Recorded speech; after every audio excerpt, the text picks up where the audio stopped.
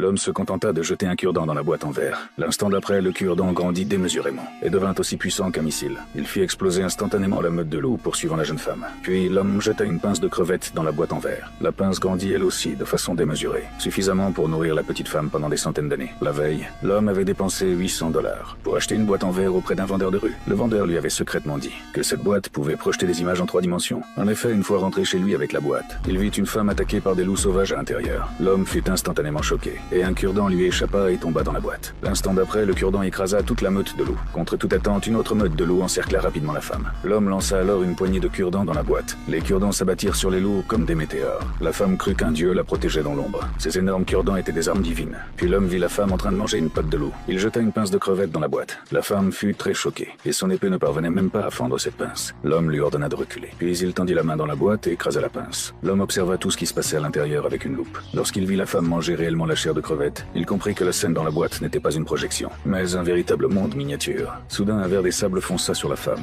Elle sauta en l'air et planta son épée dans le verre. Le verre se débattit violemment. Il la projeta au sol. L'homme démonta ensuite un briquet et le dirigea vers le verre. Un éclair frappa le verre. Dans le monde miniature, la femme vit à nouveau le dieu la sauver. Elle dit vouloir offrir un cadeau en signe de gratitude. L'homme dit qu'il voulait une épée volante. La femme posa son épée précieuse au sol, mais elle était trop petite, et l'homme ne pouvait pas la saisir à main nue. Il prit alors une pince à épiler et l'introduisit dans la boîte pour saisir l'épée. Lorsque l'homme prit l'épée dans sa main, elle grandit soudainement. L'homme comprit que le monde miniature et le sien semblaient connectés. Il dit à la femme qu'il devait partir un moment. Puis l'homme emporta l'épée jusqu'à une montagne. Il se souvint que l'épée possédait des pouvoirs magiques dans le monde miniature.